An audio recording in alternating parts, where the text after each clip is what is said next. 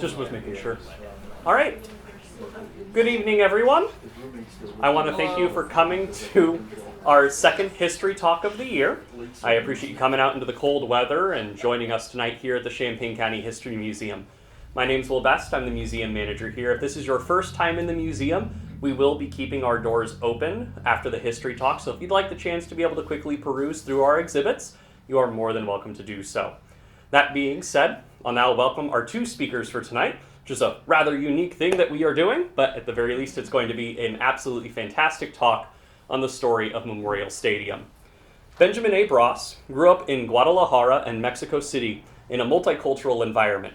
His research focuses on placemaking, which is the way that spatial production processes embody a unique sociocultural identity that generates a sense of place. He co-authored the University of Illinois Memorial Stadium, the first 100 years, just last year, documenting the architectural significance and social, economic, and political impact of the stadium on the built environment. He is an SAH Scott Oppler Immigrant Scholar, UIUC IC Leavenwick Fellow, and most recently was awarded the Israel Institute's faculty grant.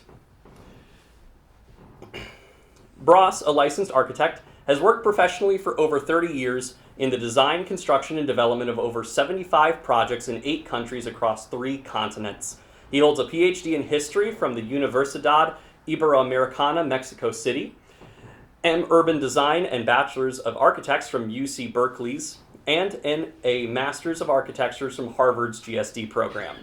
Our second speaker tonight is his co-author, Kevin J. Hinders, who is an associate professor of architecture, director of the Chicago studio at the University of Illinois Urbana-Champaign, and a practicing architect.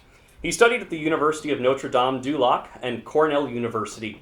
He has taught at Arizona State University, Washington University in St. Louis, and for the past 35 years at the University of Illinois at Urbana-Champaign. He is currently the Illinois School of Architecture Urbanism Program Chair. And now, we'll welcome our two speakers, Benjamin and Kevin. Thank you. So first, thanks for having us.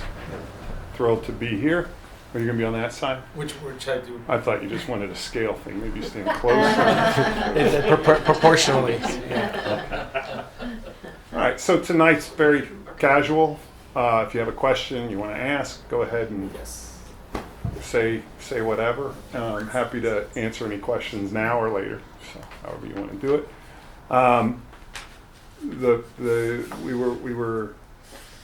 The best part about doing this entire thing was getting a chance to work together. So working with Benjamin has been a treat for me.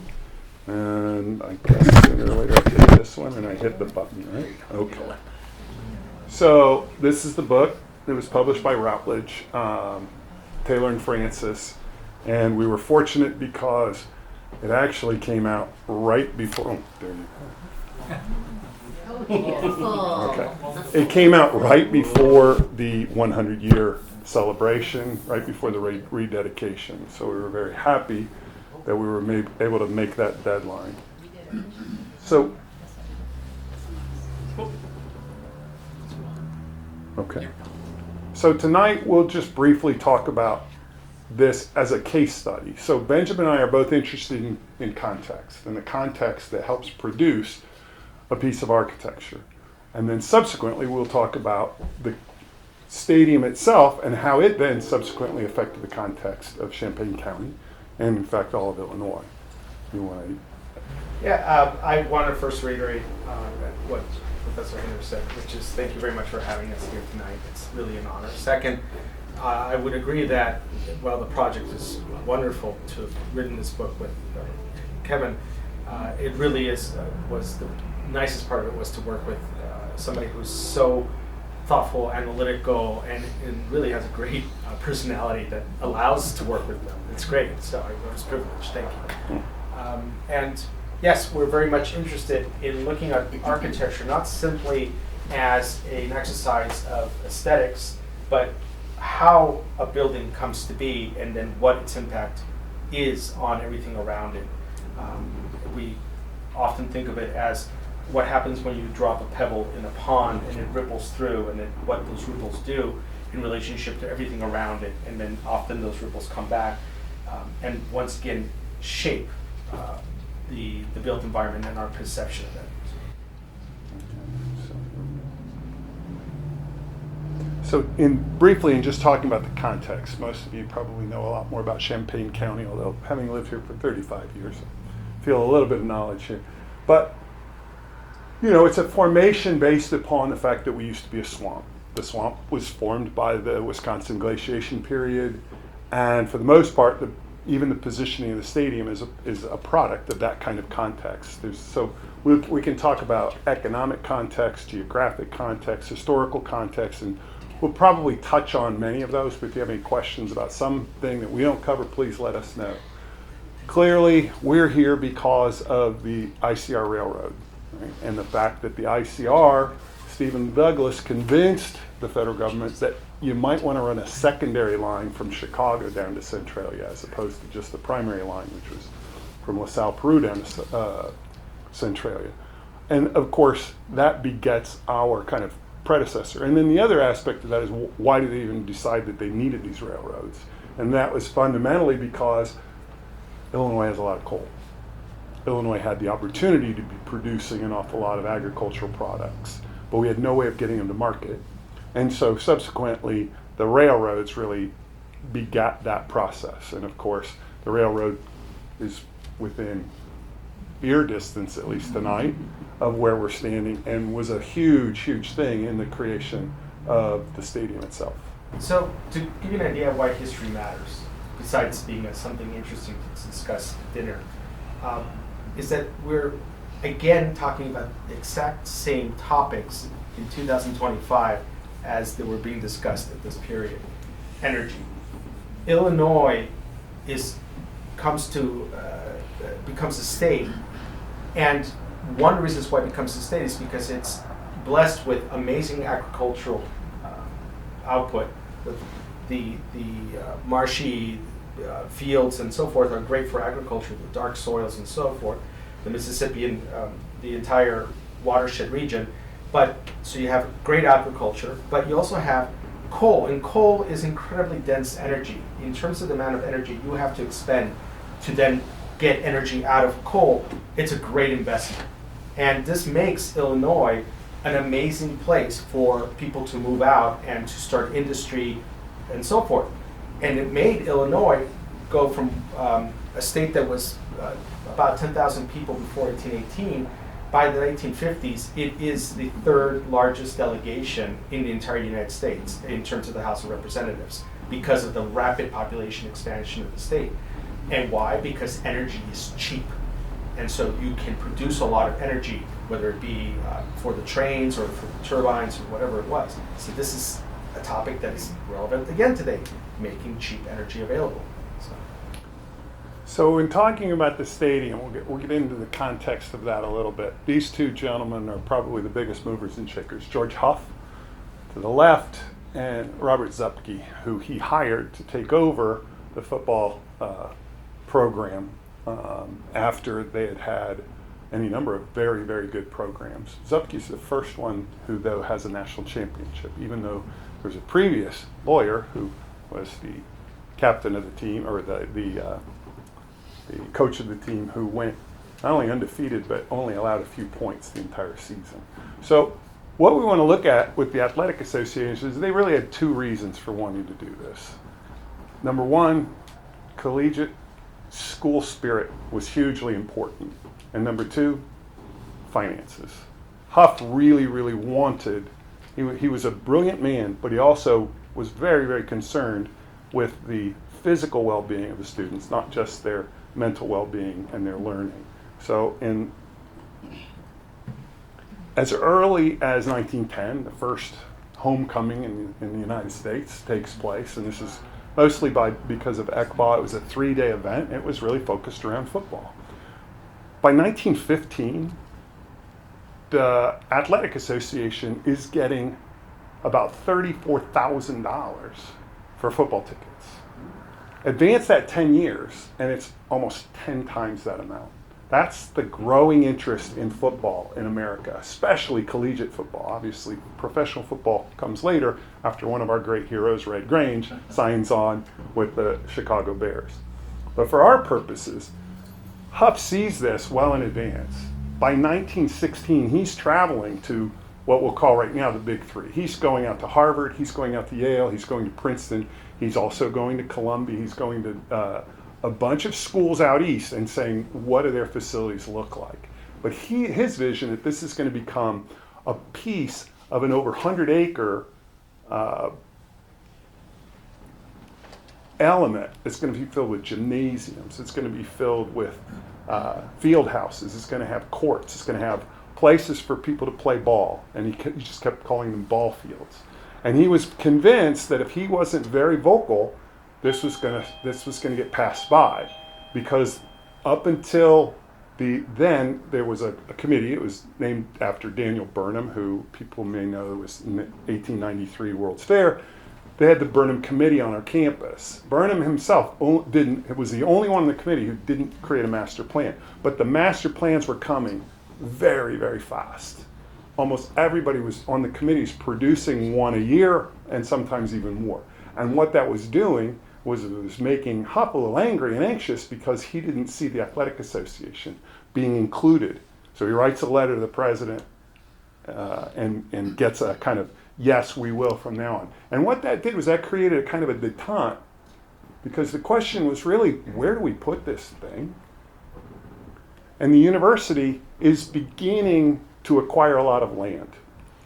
In the mid-19s, they start putting aside a large amount of money for land acquisitions. I saw that we've got the Busey family well represented here. The Busey family was well represented at that time. For instance, this acreage right here was part of the Busey holdings, and they sold that to the university for $1,000 an acre. They made a little bit of money on that, right? They convinced them that, well, this was worth $600 an acre. So the university buys that in the mid-teens. This acquisition, this map is all about that land acquisition. I want to just point out, the main green, that's what the university got in the 1860s, okay, when it was originally founded. The orange comes during a period when they were starting to buy around 1900. Of course, they acquired tracts in the engineering area and the like that were very, very small and the like. But the major tracts that we're looking at are these orange ones. And the blue ones come, for the most part, after the stadium. And that'll be interesting to look at. And this is just one example of a master plan. This master plan was produced by the people who actually did Memorial Stadium, and that was Holabird and Roche. Holabird and Roche had been commissioned to do the master plan in approximately 1920.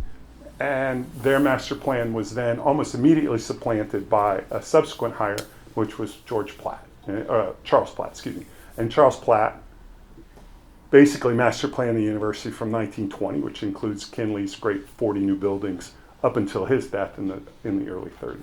So to give you some context why the whole comment about the population explosion in the state of Illinois matters, is that if you look at the United States Constitution, it clearly establishes that when a state enters a union, it's actually obligated to establish a university. And it hadn't been done.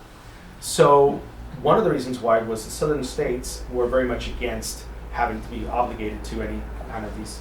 So there's a test run with Douglas where they reach a compromise to use the state delegation, meaning the sum of the House of Representatives and the senators, to allot X amount of acres to the states. And in that case, it was for the establishment of railroads. So seeing that it was successful, Illinois being one of the states that was beneficiary, when the southern states storm off with the election of Lincoln, and now the Illinois delegation is so large, they passed the legislation, and it's based on how many people you have in the House of Representatives and the Senate. And the third largest, what's called script, S-C-R-I-P, script of land, came to the University of Illinois, and that's the land. The land itself was not located in Illinois. It was located, I believe, in the state of Nebraska. Minnesota. And what they did is that land was then allowed for them to be sold to generate revenue, to then buy land, and they had to pick where in the state of Illinois they were going to establish the university. And that is covered in the book extensively because there was a lot of wheeling and dealing. Everybody wanted the university in their town because the moment the university would get established, the value of the land and everything around it would go up. So there was an entire amount of wheeling and dealing. And Champaign County outmaneuvered everybody to get the university to come here. And that is why it's relevant, because if you have larger populations, you got more land. So therefore you could sell more land, and therefore you could establish the university faster. So. Okay. So in 1920, Illinois is a very good football team. They've already won several national championships. But winning the Big Ten, or the Western Athletic Conference as it was called, is a big deal. And it comes down to the last game of the year. Wisconsin, Ohio State, and Illinois. Illinois wants to play spoiler and climb up because they had already previously lost to Wisconsin. And Wisconsin had lost to Ohio State, and if Illinois can beat Ohio State, they're going to be tied. So they're all excited. It comes down to the last seconds, Ohio State wins. Huff is more upset because he said, I could have sold 60,000 tickets.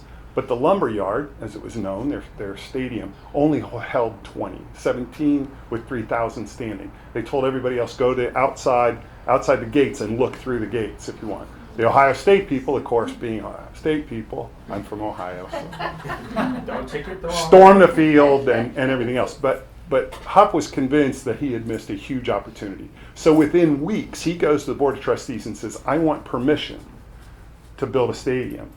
Kinley had just, in 1920, come out and said, we're going to build a lot of buildings. His proposal, we're going to build 40 buildings in the next 10 years. That's 4 a year. These buildings were like Mumford Hall, which at the time was the agriculture building, DKH, which at the time was the commerce building, the library, any number. So, of course, that is moving forward very, very well in the 20s. It comes to a screeching halt. We'll get to that a little bit with the Depression. Kinley Kinley doesn't want to build the stadium, but what he does do is he says to Huff, fine, if you find a way to build it on your dime, then we can talk.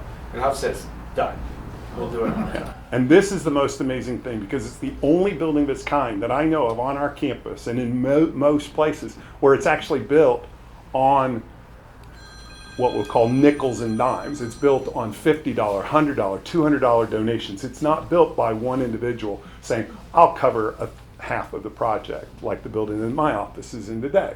Instead, Huff goes out and says, okay, we have to go fundraise. And he gets Zupke, and they go, and he had, by the way, been lobbying for the student body to vote, right, for what they wanted a memorial to be to the fallen Illini. The memorial, okay, was proposed to be a triumphal arch. It was proposed to be a large carillon. It was proposed to be any number of things. But Huff goes to the fraternities and sororities in the evenings and says, maybe we could build a stadium. What do you think about that? Now, this love of intercollegiate athletics, especially football, is truly at the core for a lot of the students. And so they sign on. We still had the Daily Illini way back when. We still had. The Daily Illini says, hey, let's have a vote. Let's put it to a vote. And they put up. And overwhelmingly, the football stadium is the choice. And that's what Huff uses when he goes to the board of trustees, and says, well, this is what the people want. And that kind of becomes a political condition. And he goes out and he says, okay, we're going to have 3 big fundraisers. They will raise over $700,000, okay, from the students. Wow. Now, I'm not saying they actually got it, but they got $700,000 in pledges, okay? It gives, I think ultimately this is the thing that kills Huff, because he gets ulcers trying to get everybody to actually give him the money that they promised that they were going to give, okay? So And I want to take a little bit of a pride comment here. At one of the major fundraising events, they're at the gym. I believe it's Kinney Gym, which is still here in North Campus, and they're standing and they say, well, we need money, and Zupke says, who will stand up and provide funding? Who will help us? And it's actually a Brazilian foreign student who's the first to say, I will give. And that started the retire. Right. So, interestingly enough, the records show that quite a bit of foreign students also contributed, including the first official donation, a Brazilian student. So. And he donated $1,000. So there was a big pause of silence, right? Yeah. Where everybody was kind of gulping, Yeah. and he says, "I will give," and the place just erupts and goes crazy, and then there's a feeding frenzy, and people are giving money. Euphoria. Yeah, I'll give. So early on, one of the questions was, how do we continue to raise money? And of course, even today, you need images. You need things that people are going to buy into and say, "Oh, wow, I want to give money to that." And so these are early images that were developed actually by faculty members in the School of Architecture, these three gentlemen. And they created a whole series of images with the hope that they were going to get the commission. It didn't exactly work out that way. Oh, you had, sorry, I rearranged it. No, it's to give you an idea, if you go back to the, when they, as Kevin says, it doesn't quite work out, but they were upset because, among other things in their credentials, one of them said, "Why can't we build it or design it? I mean, I've designed a gas station. I should be able to design a stadium." Literally one of the credentials. So yeah, it was one of those things where that's really nice. Thank you so much, but no, we'll turn to somebody who's actually designed stadiums. So as a little bit of a side, this is the altar of the nation in the heart of Rome. Okay, it's a very large building. It's clearly a political statement. When Rome was part of the unification of Italy, all right, one of the problems that the national government had was, well, there's a bunch of Catholics that are right across the river, and they've got this big building called St. Peter's, and they've got 458 churches all over Rome, and what are we going to do about it? So they said, well, we're going to build one of the largest edifices in the entire city, and in fact, we're going to even block the Campidoglio, or the Capitoline Hill, from view, along with one of the more important churches in Rome, and we're going to assert ourselves, right? So think of this as a very, very political statement. It's called the altar of the nation. It's also, some people call it the big white typewriter. It's another formal name is the Vittoriano, or the monument to Victor Emmanuel II, who was the first, the second, but he was the first king of Italy. After unification or Garibaldi. So what I want you to notice, though, is that picture compared to this picture. They're very, very similar. That building was begun in 1911. This building is essentially done by the same architects who did our stadium. This is Halliburton Roche, and they're invited to do the stadium because it was rationalized by Huff that they'll have figured out all the problems with building a stadium. What stadium is this? They were elected to do Soldier Field in Chicago. So Soldier Field in Chicago, before it got the flying saucer that landed on top of it, Soldier Field in Chicago had a pair of these on either side, on the east and west sides. And essentially you can kind of, I hope, you can see the similarities. Both of them are political statements, because the city of Chicago is trying to assert itself as having risen not just out of the ashes of the fire, but they were saying we are one of the great cities of the world. And they made such a political statement. They had just built the Field Museum, and they wanted this to be part of that larger complex. Today, we know that larger complex is the kind of the museum campus, which includes the Shedd Aquarium and includes the planetarium. Yeah. So, for the most part, it's an interesting manipulation. What's also interesting, here's that relationship then with the rail yards and everything else. Okay. Come on. Uh-oh. Okay. I really like this, not just because I was kind of an archives rat, but this is handwritten by George Huff, and he's describing what he expects the football stadium to be. And he's going to lobby for where he wants it to be, and he's going to lobby for what he expects it to be. And in that description, it's very light. In that description, he says the university stadium, Memorial Stadium, will have 4.5 foot wide diameter fluted Doric columns. Does that sound familiar? That would be Soldier Field. So they were proposing to build Soldier Field essentially here as well, and kind of get a 2-for-1, or at least some aspect of that. They also had a question about where it would go. Huff said, I want it on axis with Washington Park, which we know as Frat Park. He wanted as close to campus as he could get it, because he also wanted racquetball courts in there. He wanted everything he could put in there, right? He felt this was the great camel. He was going to get all this money, and he was going to get as much as he possibly could. But the university architect, James McLaren White, wasn't so sure. So he sent a series of letters back and forth to the Ohio State University again, who was also in the process of building their stadium. And their gentleman said, we almost made the mistake of putting it really close to our campus, which if you've ever been there, it is really close to the heart of the campus. And it would have dwarfed all the buildings. In no way, shape, or form should you allow that to be built near the heart of your campus. And so they went back and forth with this, and they had 3 different sites that the Board of Trustees said, we'd like you to consider this. So we'll just look at that really kind of quickly. Remember also that Huff wants it done, and he wants it done fast because he sees the money, and he says, look, if we don't build a stadium, other teams are requiring stadiums of at least 40,000 people just for us to sign. And right back then, it was a 50-50. You got half the draw, I get half the draw. So if I go to Michigan, and Michigan's got a big house, okay, they haven't built it yet, but we're going to get half the money. Our biggest payday was actually when we would play Amos Alonzo Staggs, University of Chicago. So that'll come up in a little bit. So the 3 possible places to put this building are right on axis with the main part of campus. And that's what the Board of Trustees wanted. But of course, we know that there's a cemetery in the way. No. Okay? And it goes right back to geology. The reason the cemetery is here is because this is the high point left by the moraine. What formed by the moraine, because this is where the glacier stopped and pushed the soil up and made this high hill. That's why the cemetery is there, right? So there's a problem. And if you put the stadium here, how do you connect to the larger axis through the cemetery? But there were some master plans being done at this time where the cemetery magically goes away. That's okay. They were planning on moving the cemetery? That we, up until 1997, we had right of way right through the stadium, right through the through the cemetery. The university owned a right of way. They seeded it under Dave Dressel, who's a really good guy. Anyway, so what I want to point out is where 2 and 3 are. Huff wanted it done right away, but we didn't own that land.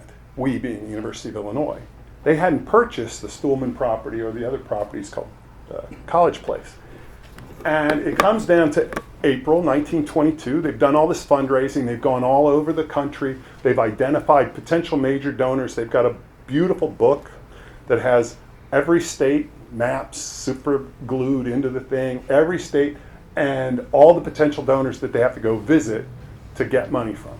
So for instance, California is saying, well, yeah, but University of Southern California is in the Coliseum, and that's a memorial to the fallen of Southern California.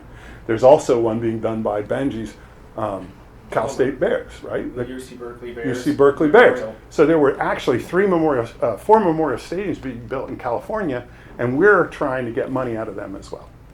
So, in fact, there was the second site, memorial stadiums across the United States. I believe 23 were being built simultaneously. Kansas, so we're competing for the same market, but we have an extensive alumni network, and by that time we had 42,000 alumni, which was a pretty considerable base, one of the largest in the country. So the second site was where Huff wanted it, more or less right here. And then this was the site that was identified by Halliburton Roche, Charles Platt, who by now is doing the master plan. He's been hired to do the master plan, and the university architect, who is James McLaren White. So the 3 of them get together literally the night before in the Blackstone Hotel, have a meeting, and say, this is how we're going to tell it to the Board of Trustees. And more or less, Huff and company, Zupke and Lang, felt more or less ambushed, because in the morning they could kind of see that it wasn't going their way. So then the chair of the committee, siting committee, says to Huff, well, would you accept if we could also get a gymnasium and things like that built, right, as a part of this package? And Kinley, the president at the time, says, I can't promise that, but I think that's a great idea. The ironic thing is the building that they settled on was the men's gymnasium, which about 14 years later becomes Huff Hall. Immediately upon Huff's death, it becomes known as Huff Hall, which I think is a nice tribute, but it's ironic because Huff said, well, I guess, but I want the decision made today. So you can see he had a problem because he didn't own the land, the university didn't own the land, and he wanted it done right away, and they had the perfect place for it because it wasn't going to have the parking problems, it wasn't going to have a lot of the problems that it would have had it been really close to campus. So this is our lead up to a comparison, just a real brief comparison between, go ahead. If we go back one image, again, everything counts. You mentioned parking. First of all, Model T had already started to roll out in the teens with Henry Ford, and this was an affordable car. So roads are really becoming an issue. And we have what would eventually become Neal Street as part of the larger interstate system. Also, building it logistically, well, the ICR, Illinois Central Railroad, is running along just west of the site. And that meant that logistically bringing the materials, the cement, the steel, and so forth, much easier to do it here than in other places because you were right off of the rail line. So all of these considerations are going into how do we keep this, how do we build this quickly, efficiently, and have a vision about how this is going to grow going into the future with all the land that's available around it. So as I said, Huff and essentially agriculture have to form a detente. And so for the most part, Huff and the Athletic Association get the lands more or less north of what we call Florida Avenue today for their enterprises. So they get acres and acres of land, and we still see that today. And for the most part, south of that is deeded over for agricultural use. Agriculture had land all over the state, but they really wanted their experimental fields as close to their researchers as they could get. I mean, even today we have land all over the state. But it was important for them to have this property. So this is the deal that gets struck. Eventually, Holliver and Roche says, okay, well, we can't do the stadium the way we had planned on doing it. We're going to have to do it a little differently. And that's where one of my heroes, Charles Platt, chimes in, because the Board of Trustees says, well, Charles, you're supposed to do the master plan. What about this? And he says, I think you need to change the colonnade. And so the colonnade that we see is actually comes out of a conversation where the Board of Trustees says, yes, we approve it, but go back and fix the colonnade somehow. And that's why we have that beautiful Tuscan colonnade with the engraved, because it would have been pretty hard to engrave the names on those fluted columns, kind of going around the line. The pattern makes it very good. Possible. So the context, you want to talk about life safety? Well, among other things, there's a whole history, even at the beginning of the 20th century, there have been tragedies throughout the United States along major sporting events, including the University of Wisconsin, a big game, Cal Stanford. There's a collapse of a roof killing over 30 people. So there's a huge amount of interest about how is the stadium going to be designed so that a large amount of people can safely and quickly exit from the stadium. And this means that the architects introduce what we call vomitoriums. Sounds like vomit, but vomit means to expel in Latin. So these are these hallways that allow for ramps to quickly allow for people to come down, exit through the ramps and into the common areas, and then out the building. So it was very innovative. So even then, there was a great amount of attention paid about how to move people quickly and safely out of the building. And this may not seem like much, but this was a big innovation. When they went to advertise this, they were telling all the alumni, all the people that they could give money, we're going to do this, and they said it's going to have ramps. And they got a letter back from someone saying, what's a ramp? Okay, so it was not a common condition for this. So in Soldier Field, you have a big concourse, and then you have a series of ramps that are at their end. Here, we have big ramps at the ends, which take us to the upper level, but and they didn't have to worry about that at Soldier Field. They just had one main kind of condition. They didn't have a tiered stadium. And for us, we have the ramps that are internal that take you up to the upper part of the lower, and then you have the ramp towers on the ends, which allow access to the upper terrace. Originally, the stadium was going to be a triple-decker. Okay, that got changed, budget considerations and whatever. But The stadium has had the most seating between the goalposts of any stadium in the entire country. And I want to make a big point. When this was designed, this had the most amount of seats between the goalposts when the goalposts were 10 yards in from where they are today in each direction. So if you move them 10 yards out to where they are today, even more seats would be between the goalposts. And that's a merit. And this is really a great explanation of how necessity is the mother of innovation. The tiered system really gets innovated in urban America in baseball stadiums because you can't keep growing out the seating because you're enclosed by the urban fabric. Think of Wrigley. Think of the Red Sox Stadium, Fenway. They have these tiers because you can't just keep going out. And on the other hand, you've got what's called the circus, which is these long stadiums that come from the Roman period, all the way back from the Roman period, and even before that, its DNA comes from the Greek style, Greek vocabulary for architecture. So what they do and they develop is a combination that combines the tiered system with the circus. And that was very innovative. It was really quite a unique design, very much on the avant-garde. Yeah. One thing that was, obviously this changes a lot over the course of time. When it was originally proposed, Kinley, the president, his favorite part was the fact that they were going to have a Greek court so that they could have plays, etc., right, as an honor court. The project eventually is supposed to have a series of courts that could be used, one honoring the Army, one honoring the Navy, etc. In the end, the budget considerations begin to whittle away. So we don't have a three-tiered stadium, but for the most part, you look at that and you say, yeah, well, it begins to look familiar. I mean, we don't have a gigantic reflecting pond or anything out front, but thank God the maintenance costs would be just. There is a postcard that was reproduced at one point, and they showed mountains in the distance, probably about where Danville was. So, That's great. Well, hope's lasting. Come on, there we go. So another image of that.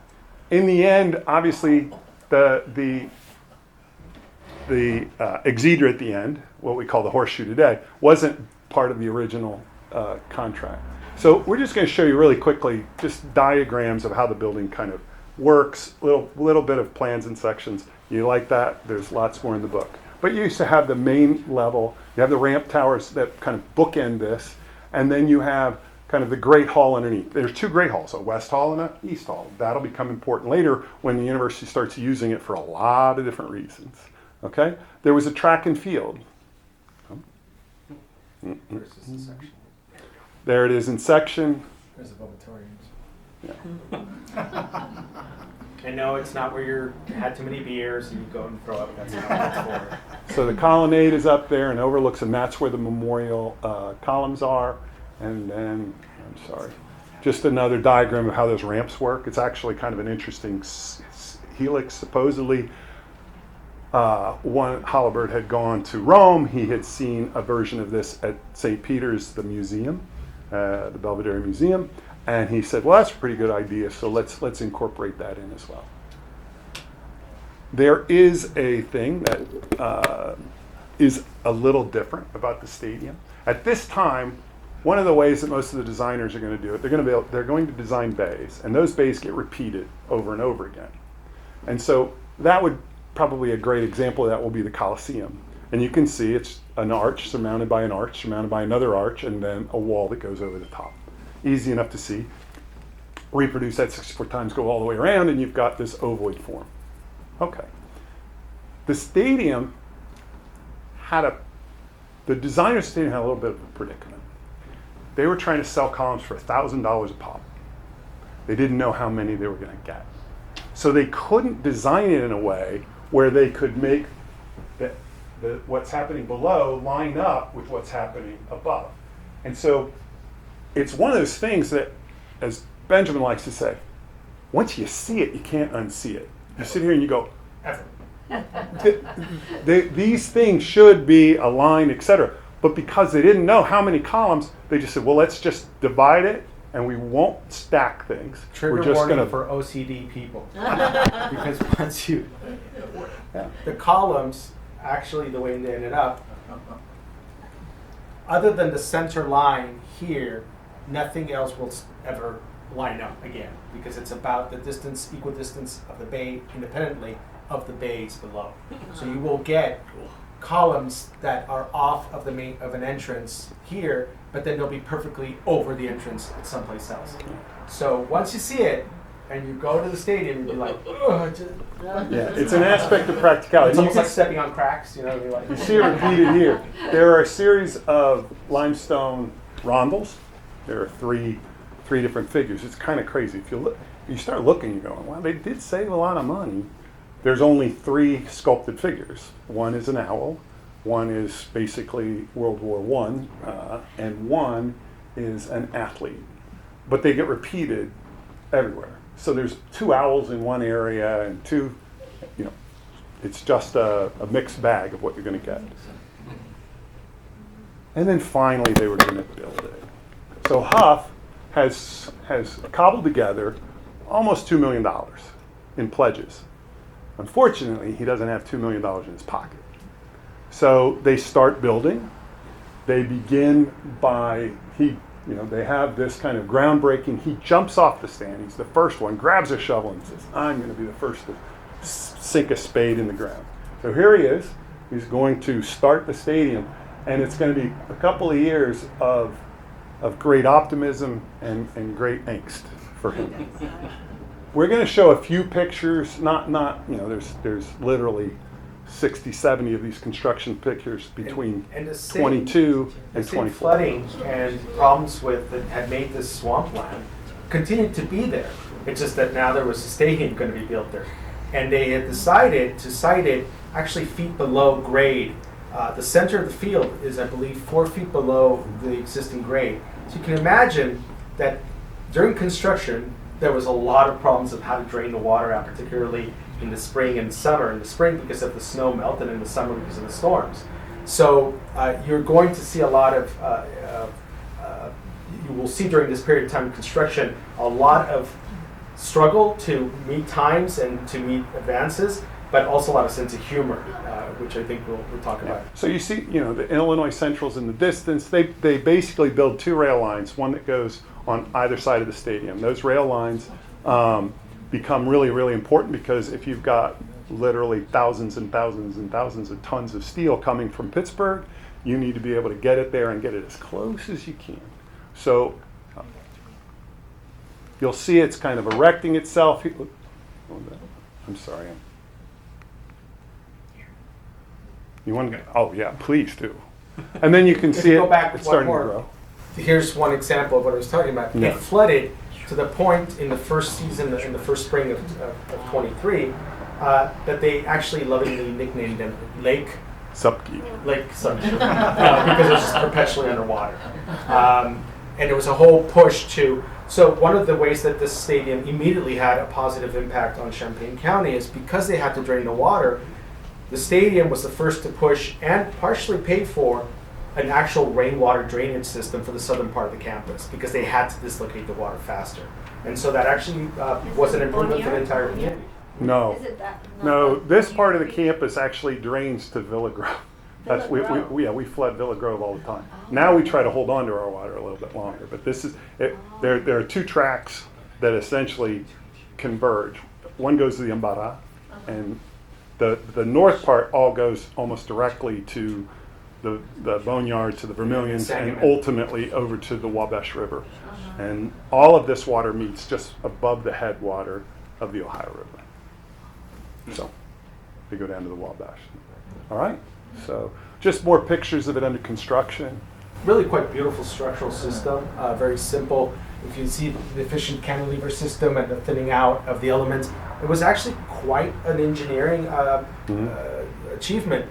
Among the things that are amazing is that the person who supervised personally the concrete being poured on behalf of the stadium was a U of I graduate who happened to have been the head of the American Concrete Institute, and he took it upon himself to supervise personally as a gift to the university. So you had really great people supervising construction. So the seats start to go in. You start to see the field. Here you can see the railroad lines. Yeah. Which are still there, but they're the platforms we take the steps up to go into the main entrances of the stadium. That's where that's why they're up there, because that's where the train would line up against, and you would open the cart and you offload. And the honor court was due to be up north. That's where the Arc is now. At one point it was called Impey. And the tracks actually extended outside the stadium quite a ways so that they could get the 220 straightaway that was required by the track people. The track doesn't go away until the 1980s. And at that point, we'll show you, but they build field and track. They build an inflatable dome. They Not call it the railroad bubble. Track, That's right. I thought Yeah, I'm sorry. The running I'm track. here. I'm The catching track those. and field, the track and field events were also part of Huff's vision. And you'll see this horseshoe is beginning to form. It doesn't get built until 1929 because they get a lot of money out of the stadium. They're able to go ahead and afford to do this. Like one of the value engineering things that they do when they're having economic struggles is they'll say, well, they said, we'll put this part on hold for now, and when we have more money, we'll then get to that. And they do in 1920 start construction for the 1929 season. Okay. So here you see it. It's pretty close to, not quite, but you can see the horseshoe in the distance. It's getting pretty close to what we'll call the soft opening. So the university, like we said, its biggest payday is always against the University of Chicago. So they want to do their soft opening with the University of Chicago in 1923. They know they need the money, and they want to recoup as much as they can quickly. So if you keep going, this is a picture of the Great West Hall. And so they're moving very, very fast with all these workers that they're importing in, and they've got people who would normally be doing steel, doing concrete, all of those kinds of things. And they get to that opening day. Now notice, there are no ramp towers, right? How the people got up there, I don't know. I know, but I don't want to talk about it, right? Because there are no ramps. There were some pretty interesting stairs and scaffolding that we're going to have to take you up to the east and west balconies. Wow. All right? And all that horseshoe that you see, that was all the lumber yard that they cut into little chunks because they didn't have seats for the horseshoe, but he was going to sell as many tickets as he could. So he sells over 60,000 tickets, and many of them are in the horseshoe. And it's because they took those wooden stands, cut them up into sections, and then arranged them in the end zone. All right, so here we go, January. It's cold, there's ice, etc. But you can start to see the ramp towers are starting to ascend to the skies. And this is where it gets really interesting because the stadium that we know is starting to be Notice formed. the press box. Yeah? This is key, right? Radio comes to age really at the beginning of the 1920s, and it's hand in hand. You could say what comes first, the chicken or the egg? Both. Radio makes it popular for people to tune in to hear their local university, their local school. They hear the games and they're enthused, and so the sport is becoming even more popular. The fact that they have a press box and that they're going to introduce radio antennas because they need to be able to distribute the game is very telling.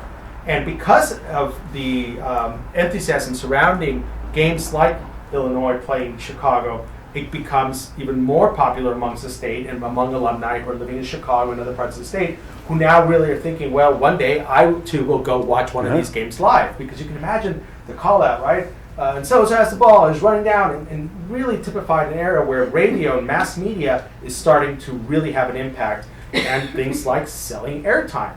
This is where we get the first radio stations that are selling advertisements, and you start to have agreements between these universities and the sales of advertisement on radio and the revenue that that's producing. That's going to become a major issue and a central part of collegiate sports to this day, right? TV rights. Who gets the broadcast? How much of that money stays at the game? And so forth. NIL. So just a few more images of the ramp being constructed. The colonnade's not here yet. It's growing. It's just over time. And it's also fun because it wasn't exactly a race, but you got the east side starting to pull ahead, then you got the west side starting to pull ahead, and who's going to finish first? This is in the middle of a cornfield, right? It's to this date. Keep going. So here it is, more or less completed. And the very first game, the soft opening, was very famous because they say that people who stepped off the path lost their shoes. And they were so excited to get to the game that they just left them in the mud. So the next day they said they had an entire horse cart filled with shoes. Right? So they were really worried about this. So they basically, again, found a way to cut up some existing boardwalks and lay it. But this is the stadium, for the most part, when it looked on October 17th when we had our first big game against And the Michigan. university coordinated itself with the railroad line. We'll see. Oh, Yeah, we'll see it. Go ahead. So they're so excited, paid the date. This was a way of basically bribing people, because if you didn't have one of these, you got shamed. Okay, a lot of people, they actually sent lawyers after people to come up with their pledges and the like. But this was a way of, it was, we had a carrot and a stick. This was definitely your carrot. You were real proud to have this button. And one of the guys has this at the U of I. He's like, I got an orange one and I got a blue one. So now the stadium's built. And this is where we turn. Because now the stadium starts to have an impact on the state of Illinois, on Champaign County. And so these are two good examples. This map was made specifically for the game. October 4th, 101 miles, et cetera, et cetera. And it's telling you, how do you get to the stadium as quick as you can, and what roads you might want to avoid. Okay? And remember, 1923, 1924, the building right across the way that used to be our train station, right, is built specifically for these dates. Okay? So it's having a huge impact. In fact, there was a whistle stop that was built and created down at the corner of what we now call Hessel Boulevard and Stadium Drive that goes underneath the viaduct. You could pull up about 135 Pullman cars into that area, or train cars and the like, and all these people from Chicago could get out without having to drive down and then go across this boardwalk, and they timed it out how long it would take to walk from here to the stadium on this boardwalk that had been cut up and laid out so they wouldn't have to walk in the mud. I would love for that to still be in existence today. And in fact, McLaren White proposed that. McLaren White, university architect, was also, interestingly enough, on the Chamber of Commerce, president of the Chamber of Commerce for the city of Champaign, and he proposed a more amazing boulevard that would extend due west from that location all the way to what's now the Country Club. And it would have just skirted by Hessel Park. So it was there were a lot of things that the campus, that the university was dealing with that this stadium starts to lock into place. Right. Some get built, and some get built and then go away. And that boulevard isn't just nice urbanism. It's a real estate play, right? Because by connecting these two anchors, the value of the land along that boulevard becomes much more valuable. And if you're into real estate development, that's a great opportunity if you happen to know the right people or own the right land. So you have to think about how this actually starts to change the morphology of Champaign and the areas around it. So here's the dedication, and now we go kind of quickly. We'll just kind of zip through. Mm-hmm. This, I don't know if you want me to read it. We went to the rededication. We were part of the rededication, and I asked that this be read at the rededication. And the gentleman who read it was really incredible. Know that the broken hosts of martial moving ghosts who gave to a warring world their last full breath and won to immortality in death, hovering in stadium shaft and tower height, in memorial court and buttress peak, shall watch for you and speak. To you, O great moments in a greater fight, O men of Illinois, in war and peace and play, so may we live that when the crucial fight is won and the long race run, these spirits of an elder day shall bend to each of us and say, well done, well done. And I think that's really, really interesting. There's two important poems that are part of the stadium. And there was a woman who's inscribed on one of the columns, so it's not all men. Okay? And it's not all Illinois alumni. There's one column that was Fielding Yost, who was the coach at Michigan, paid half and got other Illinois people to pay for the other half of a column, dedicated to a son of Illinois who played for Michigan. So they got a little foothold in the stadium. All right, so let's move. Drawings of what the stadium, different things. These are all in the book, just kind of centerfolds, if you will. On game day, they have a hobo parade. These are just a couple of the aspects. The band came. They had a horse entourage that met the politicians at the train station and processed them to the stadium as an honor guard. They really took this seriously, as well as a little bit unseriously. Go ahead. And here we have 100 years and 1 day later, we beat them again, right? But this is known really as the Red Grange game. Grange had been All-American. He was a great player, but Michigan was absolutely convinced that they were going to be able to stop him and they were going to win the day. Why is this actually interesting? Because in 1923, both teams went undefeated. But they didn't play each other. So both claimed national championships. They both say we were national champions in 1923. Well, back then you had 2, 3, 4 teams that would claim that. But this was going to be the way of determining who was really the best. And that was the day that Grange went wild, and we have another. And what Benji had talked about before is absolutely true. This game gets broadcast. People all over the world are hearing Red Grange. Eventually, this puts pro football on. So Memorial Stadium, pro football owes a lot to the Illini, having produced Red Grange, and then him signing with Hallis for $100,000 to go on a barnstorming tour, which makes pro football viable in most people's minds, and we become a part of that. And of course, it doesn't hurt when somebody as illustrious as the same guy who wrote The Four Horsemen of Notre Dame makes a poem about your best running back. And Red Grange was bigger than life. He was tall, handsome, very soft-spoken, a Midwesterner, very beloved. And you have to understand the professional football at the time was seen as somewhat of almost like a CD profession that you wouldn't really go to if you were serious. So to have an individual like Red Grange sign and his wholesome image and to then do a barnstorm, meaning that literally they would play 3 or 4 brutal football games, Ironman football, playing offense and defense every day for 5-6 weeks, not every day, but 3 or 4 games a week, really put professional football on the map. And all of a sudden, it became a career choice. Maybe I can make it into the professional leagues. And this is that made it the professional sport. Okay, so there it is. There's our Colossus on the prairie, right? Then what happens, right? They start using it for track and field, and they do for almost 60 years, about a little over 60 years. It was even a plan to do an ice skating rink. Huff, like I said, Huff was very, very interested in physical fitness.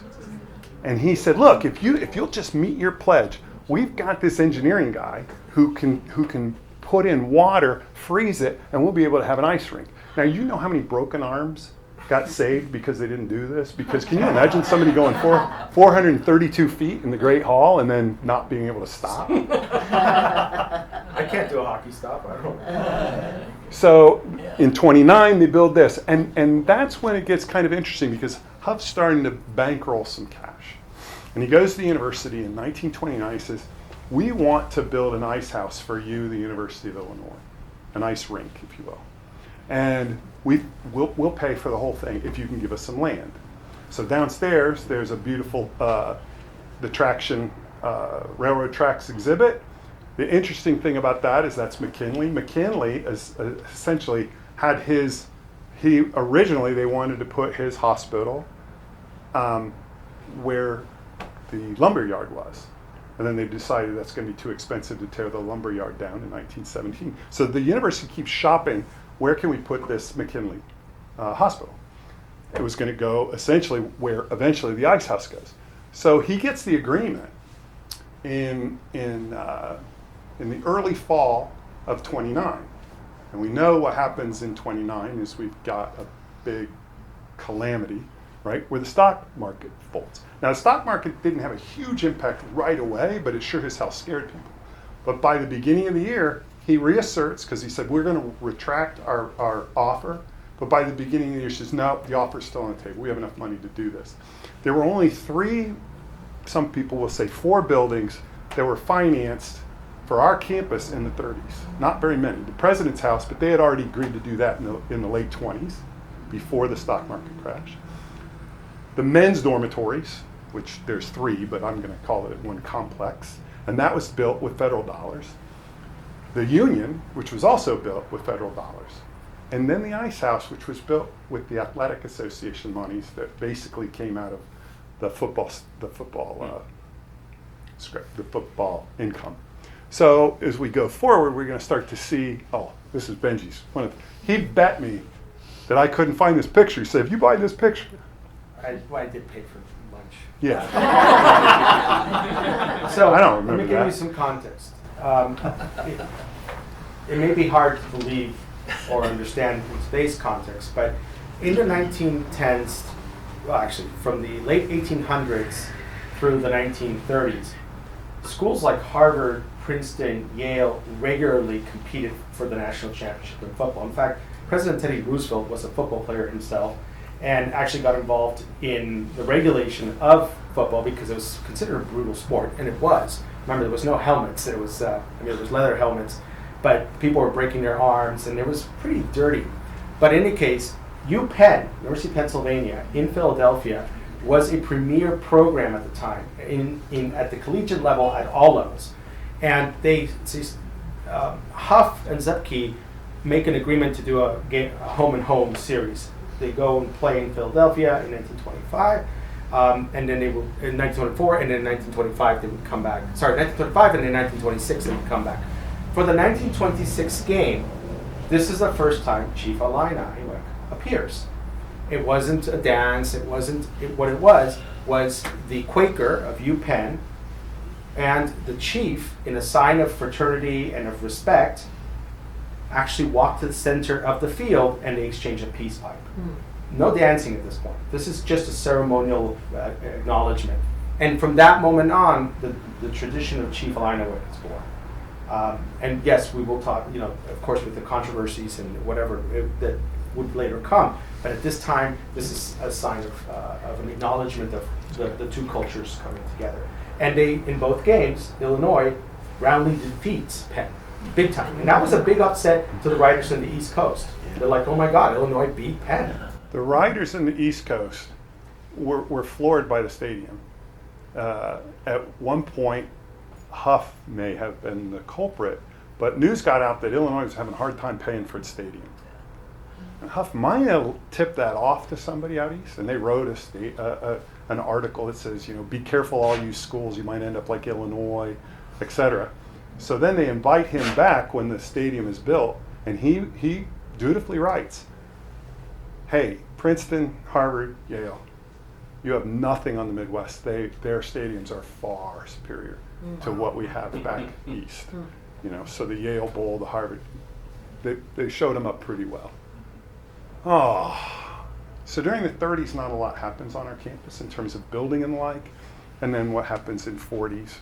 In 41, Pearl Harbor, and we have to mobilize.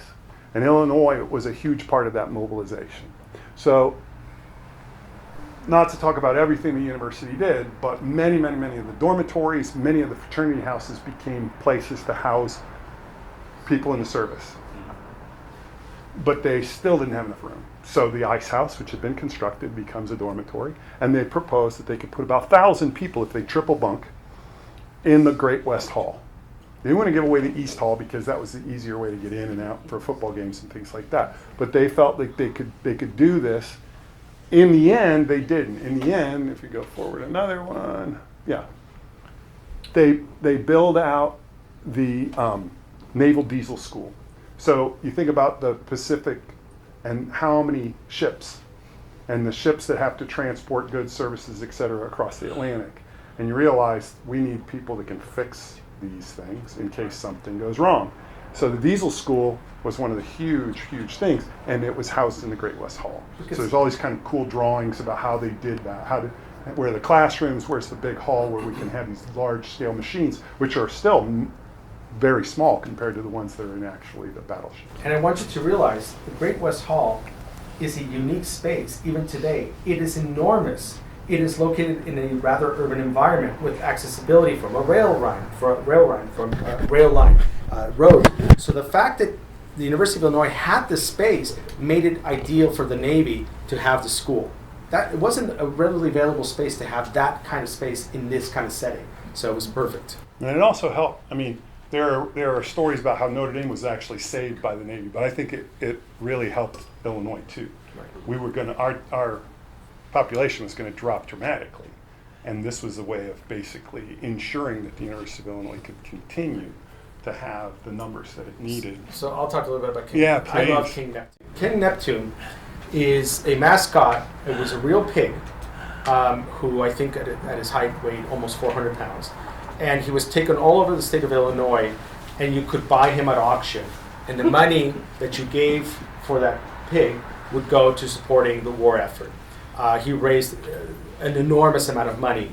And curiously enough, everybody who would buy him would just return him for the next round.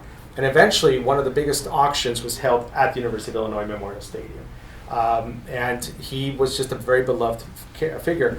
Died of natural causes of an old age and is buried off of a highway in Illinois that says King Neptune is buried here. So he's just a great. But yes, he made a ceremonial appearance with a cape and everything in the stadium. And the monies were part of that money was to also support the creation of the USS Illinois. It was never built. 6 battleships were commissioned. 4 were built, including the USS Missouri, which of amazing history. But for those who are younger, maybe from the movie Battleship, it's the actual Missouri. The 5th ship was basically never actually even keeled, but the Illinois had begun to be built when armistice was declared in 1945. But as a sign of it was decommissioned and torn apart for its parts. But as a sign of thank you from the Navy to the University of Illinois, the bell, the actual bell that would have been on the USS Illinois, was gifted to the University of Illinois, and it's the bell that gets rung at the games. This was going to be on the battleship, the USS Illinois. So I believe it's called the Iowa class. Yes. Yeah. Okay. So, in even before the war was over, they were realizing that Huff Hall was too small. They wanted to be able to put about 20,000 people for the high school basketball tournaments and the like. And where could it go? So first they were going to put it across from Huff Hall. They were going to build a 20,000 seat auditorium basically on the opposite side, just south of the Armory. So you'd have a pair of bookends, these 2 big gymnasia, field house and gymnasia. Then they couldn't agree on that. So then they decided, well, let's put it on axis with the Armory, more or less where the Art and Design building is. That fell through. So then they said, well, let's make it a part of this larger stadium. And at this point, this is still in 45 or so, all of a sudden now we've got people coming back from the war. And what they're saying is, we need dormitories, we need laboratories, we need classroom space. We don't need a sports palace. So they literally kind of gave this the moniker, this is going to be the sports palace. But it was planned, and eventually it becomes INPE.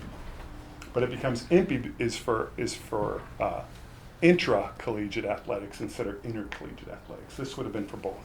So we go forward another 12 years. The Board of Trustees, this is what it would have looked like. So it would have still been one of those Georgian buildings. But it takes about 12 years for them to finally, the Board of Trustees really, to say, we really do need this assembly hall. And they called it a music and assembly hall. And immediately the music people said, over our dead bodies. This is not going to work for music. It may work great. So after go round after go round after go round in the Daily Illini, they finally say, fine, we'll just call it the Assembly Hall. And it stood that name for a good long time. But it was dedicated in it was designed in 57, and in 1957 it was designed by Harrison Abramowitz. And the interesting thing Alumni at the University of Illinois School of Architecture. Abramowitz was. And then Abramowitz then gets the commission to do KCPFA, right?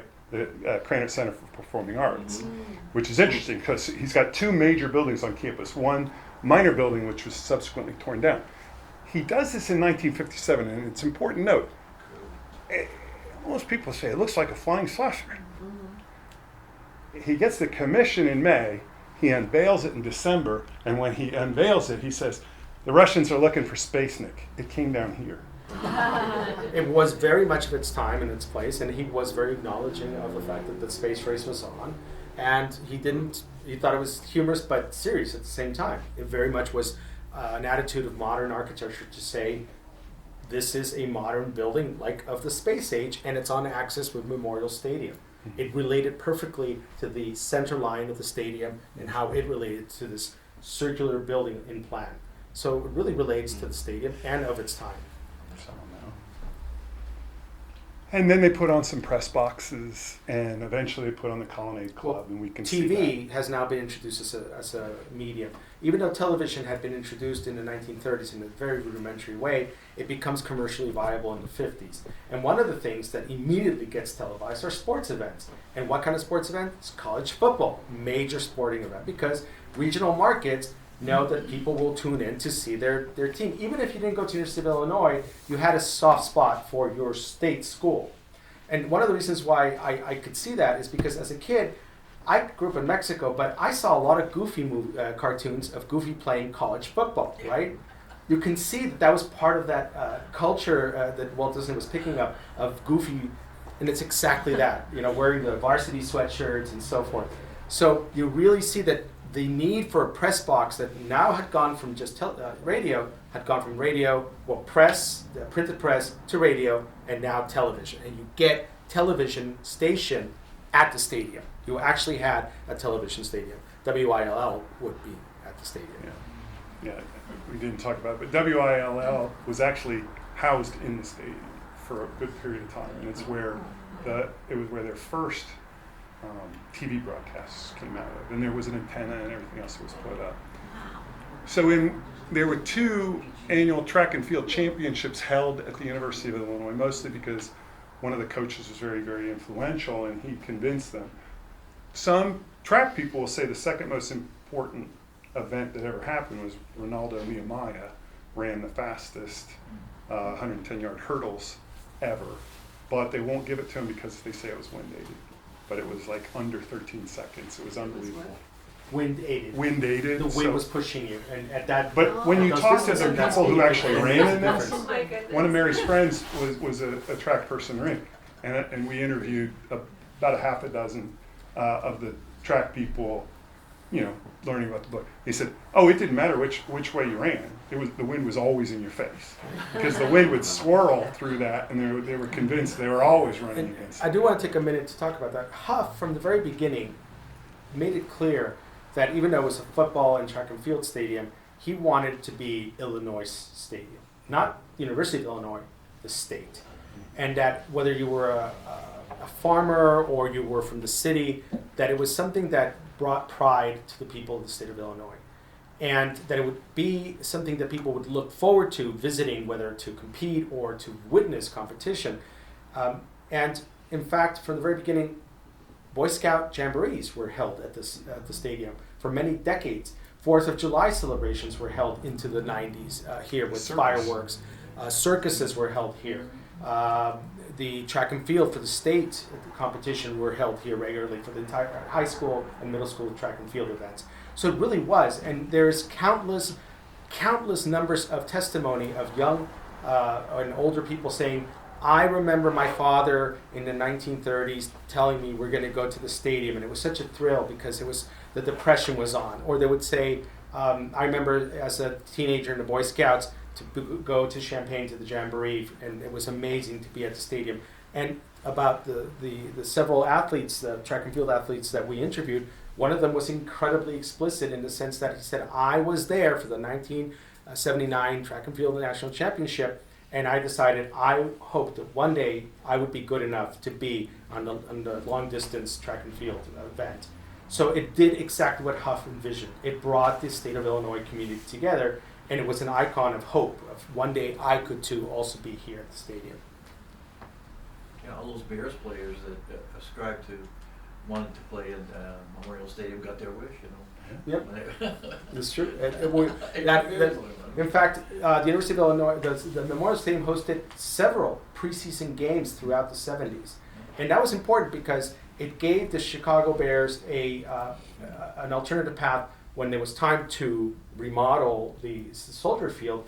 They looked to Illinois and the relationship that they had, and in fact played the 92 season, was it? And so they knew they could do it because they had already had preseason games. And that in itself brought some changes because alcohol hadn't been sold at the stadium at that point. So what were you going to do, Yeah. right? And actually, eventually, the lobbying won, and alcohol was now sellable as a result of the Chicago Bears coming to play. My memory of that was the last 5 times that Tom Brady touched the ball, and he scored a touchdown and just clobbered the Bears that night. Oh. Sitting up in the West Stand. Go ahead. No, so just other uses, right? We mentioned circus. The university used to have their own circuses. So most of the gymnastics would put on amazing trapeze artists and things like that. You had clowns, you had all this. But in '86, we had Farm Aid, right? The first, 85, yeah. 85. So The first of its kind. this is really important because this is going back to one of the major roots of Illinois, agriculture. The late 70s, the high inflation rate of the late 70s had caused a lot of farmers, particularly in the Midwest, to go under, and the failure of the savings and loan system. So Willie Nelson. Willie Nelson is at Wembley Stadium performing with Bob Geldof, and he makes a comment, literally you can hear in the recording saying, "Why are we doing this in the U.S.?" And from that is born Farm Aid. And they brought over 50 performers over a 3-day period to raise funds for farmers. Because this was about Illinois' community that was suffering deeply in the early part of the 80s because of crop failures and such. So again, a really good example of how the stadium was fulfilling its duty of being part of the overall Illinois community. Okay, so there's a little fight. Mike White, the football coach, doesn't want the track people doing track at the same time the football people are. So he proposes and wins fairly quickly that they're going to build a new stadium for the track people. Now the track people are happy. And they also, part of the proposal is, well, we have to replace the track anyway because we need to build this indoor practice facility. So they build the indoor practice facility. It's only a year late. They were doing it for the Liberty Bowl in 85 or so, but they get it erected. And for years, until around 2000, this was how they held their indoor practices. Later, they built the Irwin practice facility, which we have today, and now we've got the Smith facility for football. And if you read the book, one of the things that becomes very clear to you is that collegiate sports, just like professional sports, is very much about keeping up with the Joneses. Whenever there was a string of bad seasons in football, the coach inevitably would say, well, if I would have had a covered space to practice, well, if you look at Michigan, well, if you look at Ohio State, they have this and I don't have that. And it's this constant renewal of new facilities to prove that, and so forth, including the bubble, including the practice facilities. And it becomes this constant source of renovation. Here's what's really amazing. It is a testament to the University of Illinois and its leadership, particularly in the Department of Intercollegiate Athletics, that rather than like other schools, the majority of which knocked down their old stadiums, the University of Illinois committed to renovating and updating Memorial. That's why it's one of the few stadiums 100 years old in college sports of this level. There are Division II and Division III stadiums that are that old, but they're not in the business of collegiate sports. The University of Illinois is. It's a Division I, and it's a testament that they kept renovating and innovating and updating the existing stadium. That's truly sustainable, as opposed to just going and knocking down stadiums like Minnesota did, I believe. Pardon me? Several times. Several times. So, but one of the things that really becomes interesting is the keeping of the Joneses of sports. Every time there was, and you have to also understand that when the University of Illinois football team doesn't do well, it doesn't sell tickets, it doesn't get time slots on TV, and it becomes a vicious cycle. When it does well, it gets better time slots. It becomes a virtuous cycle because it helps recruiting better athletes. This is something that we are living with right now in collegiate sports. This is, you see it embodied in the stadium itself. So in '89, right before I arrived at the University of Illinois, and it turns out one of my students was partially responsible for this, I inherited him. He had already gotten kicked out of the university. And I come back. There was a little fire. But the amazing thing is they were able to turn around and get this completely replaced in just a couple weeks. So I didn't realize it was such a big area. it's a That's big whole area, yeah. Yeah. Yeah, there's a dispute over what was actually written in it was just lighter fluid. What happened? Did they light it up or? Yeah, They were- tried to do fire letters. Yes, And and it spread. and Because our- it was an it's artificial unclear. plastic. It's unclear exactly what they were writing, but anyway. So as Benjamin says, football becomes part of a much larger DIA condition. The DIA comes about because of the Athletic Association having to more or less become the Division of Intercollegiate Athletics, which is then under the state control, as opposed to before it was had its own board of trustees and things like that. This doesn't happen until the 80s, though. So these are aspects of what the stadium has then birthed off. We can kind of go through this kind of quickly, I hope. So here's just a diagram of the main pieces. Okay, so here in 1922, and then in 1929, the horseshoe gets built. In '69, they change the press box, and then finally they add the Colonnade Club and the new student section. Right? So that's kind of in a nutshell. Right.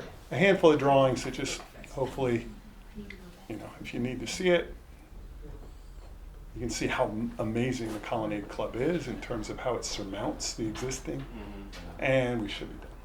Yes. Thank you.